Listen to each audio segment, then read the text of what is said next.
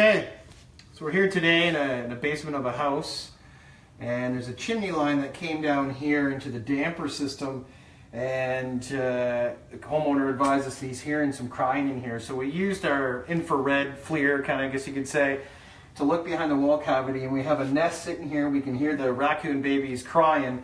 The only way to extract them at this point is to cut a hole into the drywall to get them out. So, well, here we're gonna go. We're gonna cut the hole out and get them out. Mom's in there, I can hear. All right, so here we go. We're down here and I'm just cutting above. So one thing we gotta be careful, when we cut this last piece out, Mama Raccoon might be right there and not be a very happy camper. So we'll see what happens here.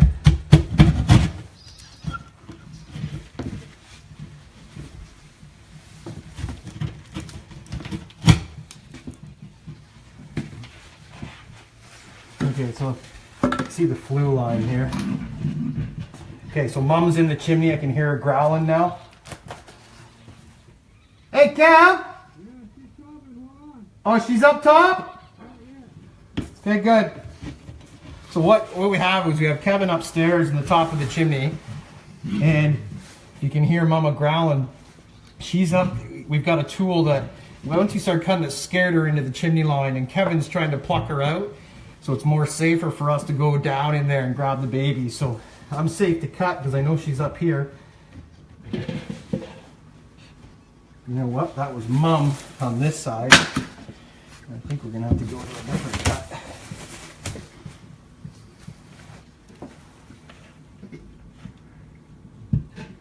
Oh! She's right here. Get out! Go! Get out! Go! I heard her coming down. Keep that there. She can't come down. So I just almost had my hands in there and I heard Mama coming down the chimney. So the babies are right here. They're just got to make sure that Mama's back up the flue.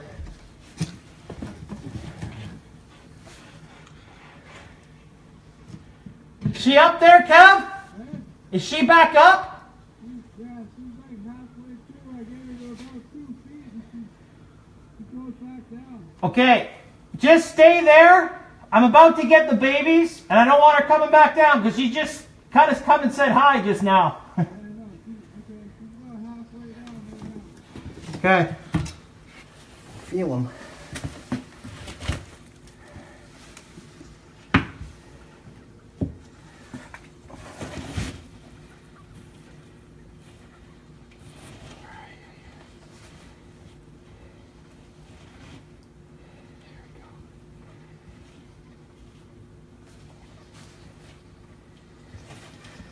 Gotta cut a bit more.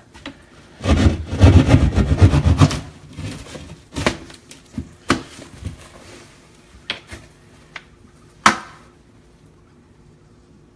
you're way down there.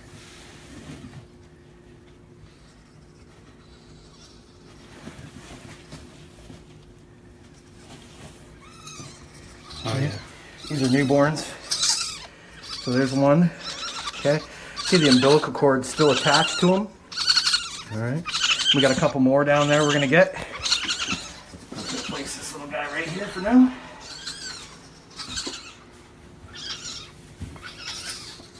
Baby number 2. These are only hours old. Like that umbilical cord, still there, it's still wet. Okay.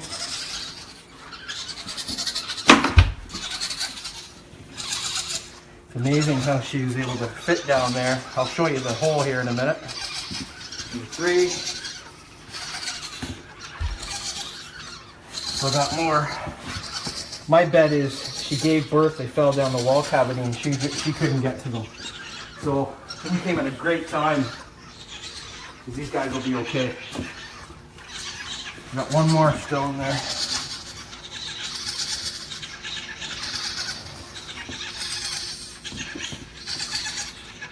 We might have 2 more.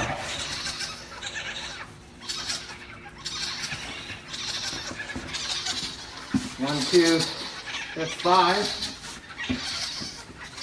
And we've still got another couple down here. We got a question. Where does the family get relocated to? I'll answer that in just a sec.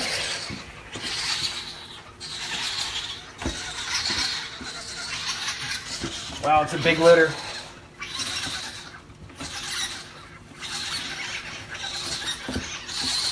1, 2, 3, 4, 5, 6. We got 7 so far.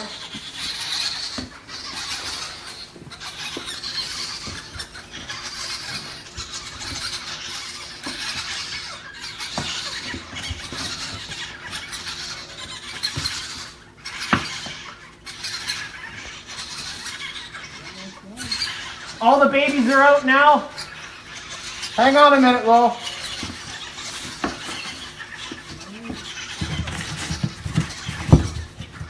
Just a temporary block.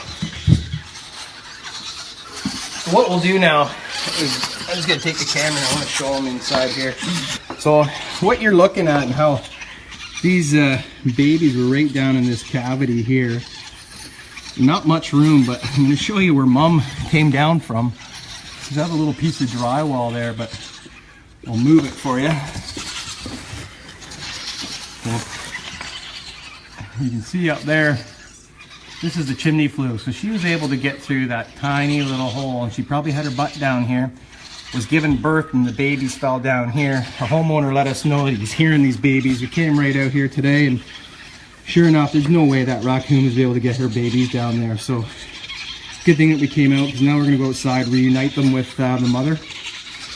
And so what we do is, if you look on our Facebook wall after this, is we take our raccoon babies and we put them inside what's called a heated baby box. And this baby box will be up on the roof where the chimney was, and will allow Mom to come back and grab her babies and go relocate them to an alternate den site in the area.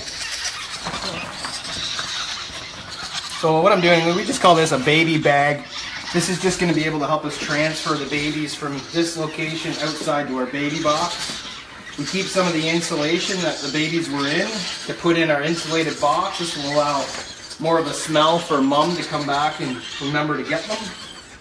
And it keeps them nice and insulated, warm.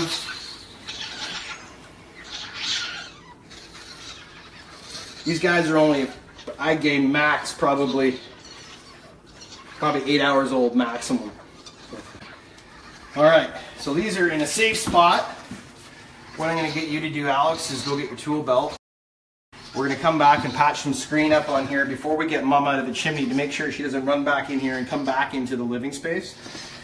So how we were able to determine where these babies were is we used an infrared camera, and we were able to see that the babies were right about here. Heat signature was coming off here pretty strong. We could hear them as well. So what we did is just, we always cut above the area and then we can go down. But as we were cutting around, we could hear the Mom scurry back into the chimney flue line. This used to be a chimney and a fireplace, but they drywalled over it. So now Mom's halfway up in the chimney right now, and I got Kevin holding her there so she couldn't come back down and attack us.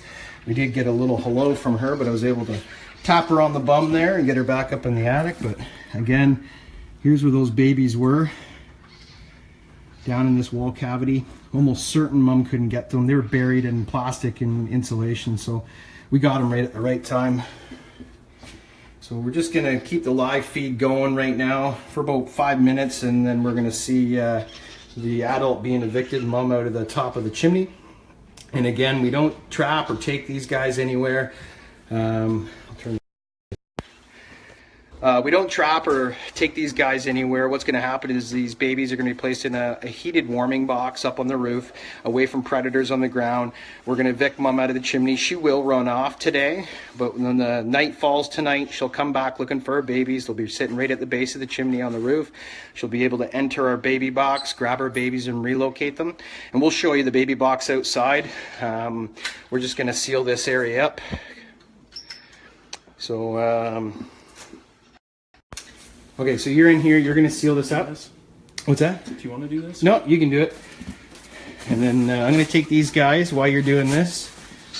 And just make sure you hit the studs, right? You got to cut it long enough that you can screw it into these studs here. So what Alex is doing, if you want to say hi, Alex. Alex is going to take some hardware cloth, put it over the hole right now. So as we're trying to evict the mom, she doesn't come back and try to run into the living space. Keep it safe.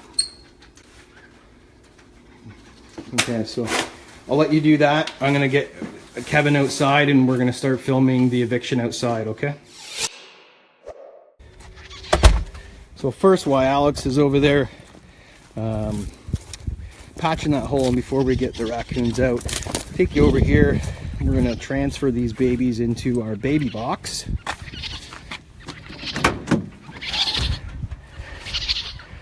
Set that there nicely. So what you're seeing here, this is our baby box. Sorry. So if you notice up here, there's a plug.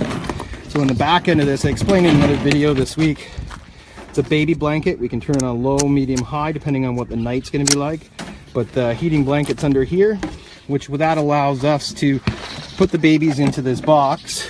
And if you notice, we do have little holes that we drilled in here that allows the heat to come up here, as well as the baby box is fully insulated. All right, so these babies will be sitting in here. The mother can actually come in through the baby box through this way, come inside the box, sit with her babies for a bit, and then when she's ready, she can relocate them to an alternate den site. So what we're gonna do now is just throw a glove back on here. And excuse the shaky camera, but I'm trying to do this one-handed. And like I said, these raccoons are only days old. This might get a little noisy here as we transfer. These guys will probably cry a tiny bit, but that's okay. That's a sign that they're healthy. It's a nice day. I'm just kind of trying to build up the insulation. Now what we do is we want to make it comfortable for these guys, but we don't want to make it really comfortable, because we don't want mom to stay and house the babies in this box. So we grab a little bit of the insulation, plus the warming will keep them warm, but it won't keep them, won't keep mom wanting to live here. So now, I'll get a nice close up here for you. So if you notice, the eyes are shut. They still got they got their nails already. We do have a little tiny umbilical cord still attached to this guy. All right, these guys are only hours old.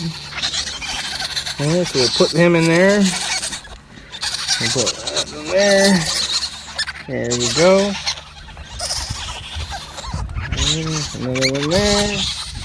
We're probably going to go back downstairs and pick up some of the insulation that's on the ground. We need a little bit more in here. But for the time being, for the transfer, we're okay. Once we close the box off, and there we go. There we go.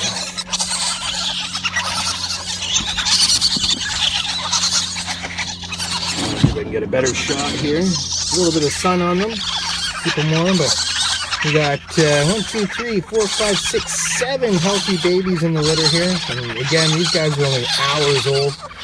And now that we know that Kevin's got Alex has got the downstairs blocked, we're going to close this box up for now. And we're going to take you up on the roof now, and we're going to see about see if we can get a good shot of mom coming out of the chimney.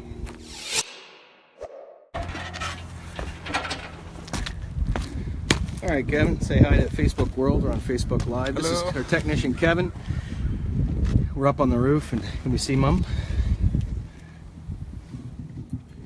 We'll keep slipping past the jug. Okay, so what I'm going to do is I'm going to transfer the camera to you, and then I'm going to pluck this girl out right now. So if you want to give me that. Take this if you want to go stand back there. And then I'm going to ride her up.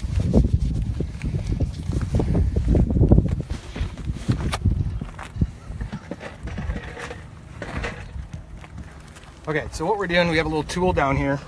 She's about 3 feet. She's biting on the rope. Step back a bit.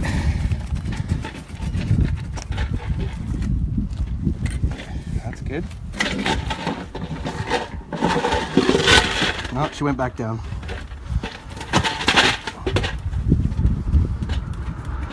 What's up, Alex? What's that? Here she comes. she's making her way up.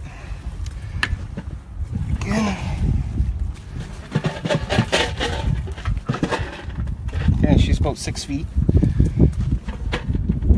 She's about 4 feet. Stand back up.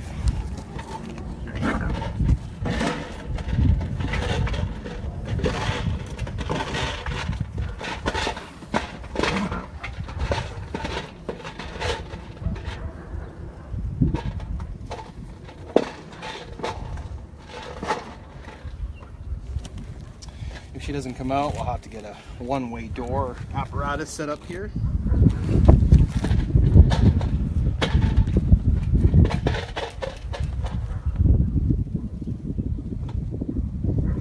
She went down into the bottom of the box. Think of that. What's that? I don't know. The jug just keeps Slipping past it.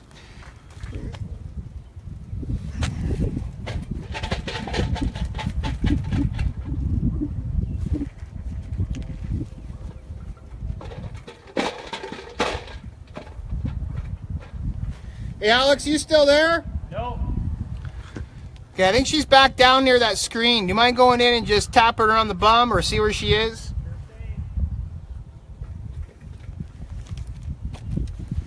Sometimes it's a waiting game.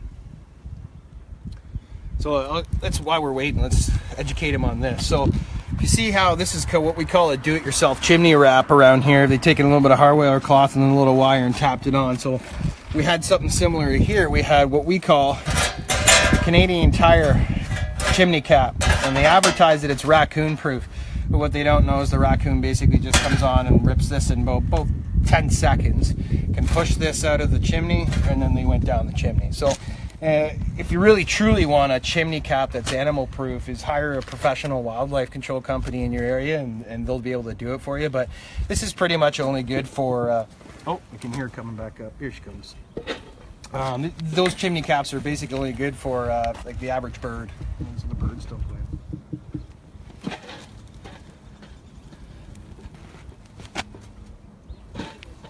I got her.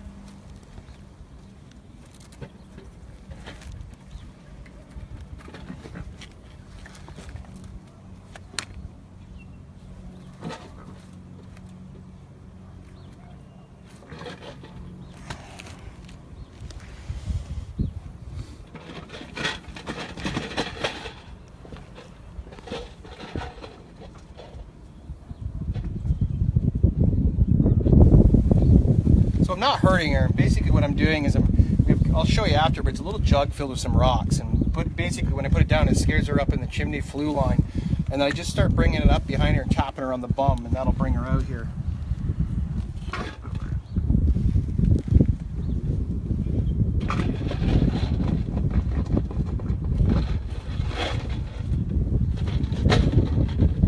Here she comes again. Let's see if she gets all the way out this time.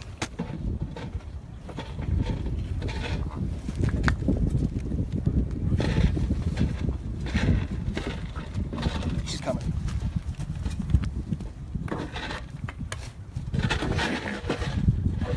Here she comes. Stand back.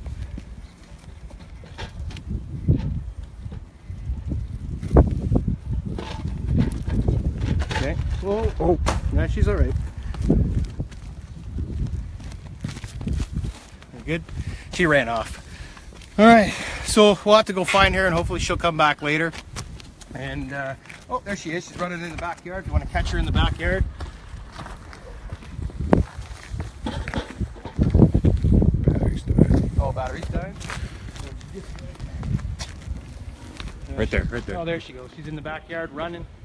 So that's fine. We scared her away. Now, quickly, I'll show you what we're using as a tool here.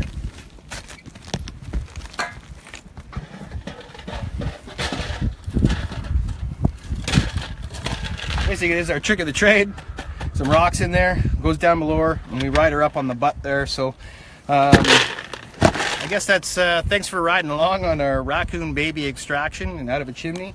And now what we're going to do is we'll bring our babies up here for the nighttime, cap the chimneys correctly, and we'll check on these babies tomorrow, make sure mom got them all.